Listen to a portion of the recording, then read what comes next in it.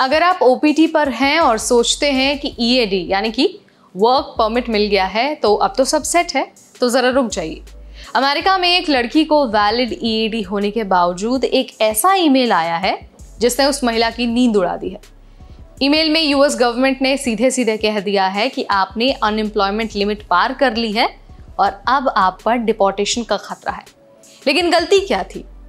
गलती बस ये थी कि उसने यानी कि जो महिला है उसने सेविस पोर्टल में अपनी जॉब रिपोर्ट नहीं की थी ओपीटी के दौरान। अब देखिए, एक छोटी सी गलती भी आपके वीज़ा स्टेटस को रिस्क में डाल सकती है।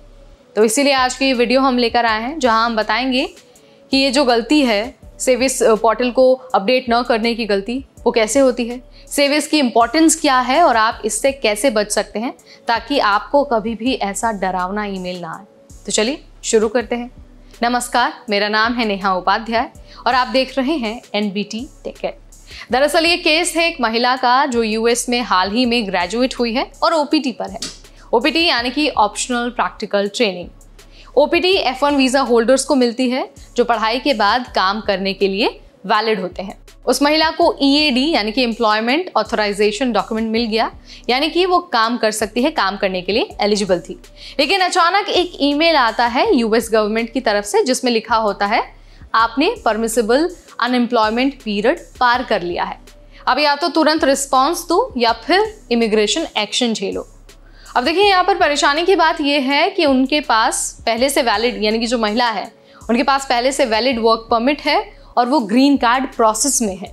लेकिन शायद उन्होंने अपने ओपीटी जॉब डिटेल्स को सेविस पोर्टल में अपडेट किया ही नहीं। अब देखिए, सेविस एक बहुत इंपॉर्टेंट फेज है किसी भी स्टूडेंट के लिए। सेविस यानी कि student and exchange visitor information system, ये यूएस इमिग्रेशन का एक ट्रैकिंग सिस्टम है जो इंटरनेशनल स्टूडेंट्स और उनके एम्प्लॉयमेंट को मॉनिटर करता है। ओपीटी पर अगर आप काम करना शुरू करते हैं तो सिर्फ काम करना काफ़ी नहीं है, आपको ये जो जानकारी है यानी कि आपकी एम्प्लॉयमेंट की जो डिटेल्स है वो सेविस में भी अपडेट करनी होती है। बहुत सारे स्टूडेंट्स अक्सर अपडेट करना भूल जाते हैं या फिर ये मान लेते हैं कि यूनिवर्सिटी तो खुद ही अपडेट कर देगी। लेकिन रियलिटी ये है कि अगर आपका एम्प्लॉयमेंट स्टेटस 90 दिनों से ज़्यादा अनएम्प्लॉयड दिखता है तो सेविस आपको आउट ऑफ स्टेटस मार्क कर सकता है और इसकी वजह से क्या होगा, डिपोर्टेशन का खतरा हो सकता है या फिर वीज़ा कैंसिलेशन का भी खतरा हो सकता है।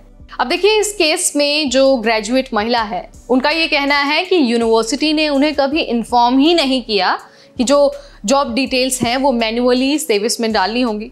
अब आईस यानी कि जो इमिग्रेशन एंड कस्टम्स इन्फोर्समेंट है, जो यूएस की इमिग्रेशन एजेंसी है, उन्हें यानी कि जो महिला है उसे अनएम्प्लॉयड मान रही हैं। कई बार यूनिवर्सिटी पोर्टल्स क्लियर नहीं होते या फिर स्टूडेंट ईमेल मिस कर देते हैं। रेडिट और बाकी प्लेटफॉर्म्स पर भी ऐसे ही कई सारे केसेस सामने आए हैं जहां पर ईएडी होल्डर स्टूडेंट्स पैनिक में आ गए हैं।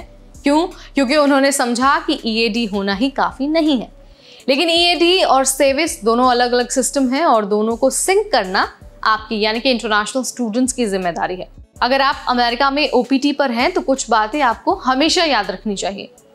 सबसे पहली बात यह है कि ईएडी मिलने का ये मतलब नहीं है कि सेविस में सब कुछ अपडेटेड है, आपको अपडेट करना पड़ता है। अब देखिए, जैसे ही जॉब शुरू होगी 10 दिन के अंदर अंदर आपको सेविस पोर्टल में एम्प्लॉयर डिटेल्स अपडेट करनी चाहिए।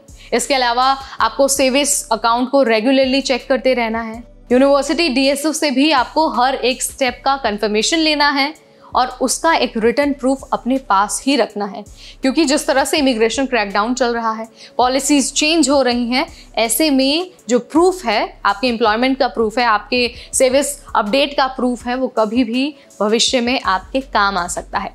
इसके अलावा सबसे ज़रूरी बात ये है कि किसी भी ईमेल या फिर नोटिस को लाइटली नहीं लेना है। इमिग्रेशन सिस्टम में हर छोटी छोटी डिटेल बहुत मायने रखती है। ओपीटी और इमिग्रेशन सिस्टम बहुत सेंसिटिव है और अगर आप छोटी सी भी कोई गलती करते हैं तो आपके लिए बहुत बड़ा सबक बन सकता है। तो आपको इन सारी चीज़ों का बहुत ध्यान रखना है। अब देखिए, अगर आपकी नौकरी लग गई है, आप ओपीटी पर हैं, तो आपको ये नहीं सोचना है कि अपने आप सेविस पोर्टल पर अपडेट हो जाएगा। आपको वहाँ जाकर सारी डिटेल्स जो आपके एम्प्लॉयमेंट के हैं, आपके एम्प्लॉयर की जानकारी, जो टाइम पीरियड है, जो जॉब रोल है, सारी चीज़ें आपको पोर्टल पर जाकर अपडेट करनी होगी।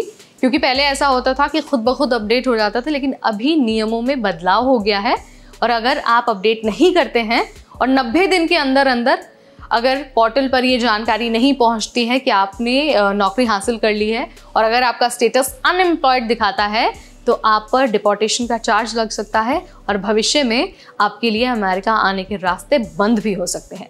तो इन सारी चीज़ों का आपको बहुत ध्यान रखना है। हमने यहाँ पर एक जो आइसोलेटेड केस है उसके ज़रिए आपको अवेयर कर दिया है, बता दिया है कि कैसे आपकी छोटी सी गलती भी आपके वीज़ा कैंसलेशन का कारण बन सकती है। फिलहाल इस वीडियो में इतना ही।